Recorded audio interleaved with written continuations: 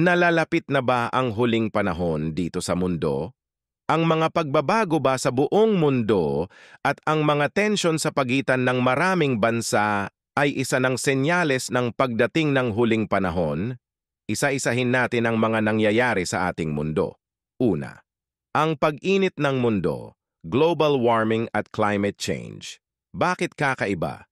Dahil sa patuloy na pagtaas ng temperatura ng daigdig, maraming pagbabago sa klima ang nangyayari tulad ng mas malalakas na bagyo, hindi pangkaraniwang init, at mga pagbaha. Ang mga polar ice caps ay mabilis na natutunaw at ito'y nagdudulot ng pagtaas ng lebel ng dagat na nagbabanta sa mga coastal communities. Ang ikalawa, La Niña at El Niño phenomena. Bakit kakaiba? Ang mga ito ay natural na penomena na nauugnay sa pagbabago ng temperatura ng karagatan sa karagatang Pasipiko. Ang El Niño ay nagdudulot ng matinding tagtuyot sa ilang lugar, habang ang La Niña naman ay nagdudulot ng malakas na pag-ulan at bagyo sa iba pang mga rehiyon. Kamakailan lang, mas madalas ang paglitaw ng mga ito at mas matindi ang kanilang mga epekto. Ikatlo, intensification ng mga natural na sakuna. Bakit kakaiba? Tumitindi ang mga natural na sakuna, gaya ng malalakas na lindol, bulkan, at bagyo. Sa mga lugar tulad ng Amerika, Australia, at Europa, nakakaranas sila ng hindi pangkaraniwang wildfire seasons. Sa Pilipinas at iba pang lugar, mas maraming super typhoons ang tumatama sa bansa bawat taon.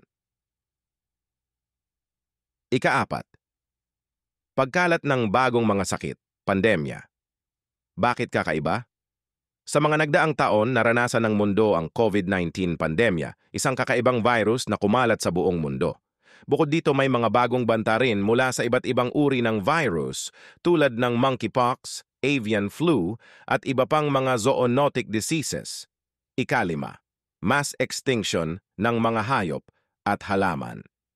Bakit kakaiba? Maraming uri ng hayop at halaman ang nanganganib ng tuluyang mawala dahil sa mga pagbabago sa kanilang natural na tirahan. Dahil sa deforestation, polusyon at global warming, maraming species ang hindi na makapag-adapt sa kanilang bagong kapaligiran. Ika-anim, mabilis na teknolohikal na pagbabago. Bakit kakaiba?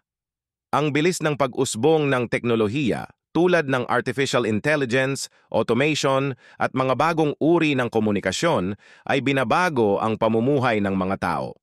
Habang may benepisyo ito, mayroon ding mga bagong issue tulad ng pagkawala ng trabaho at mga bagong banta sa seguridad ng data at privacy.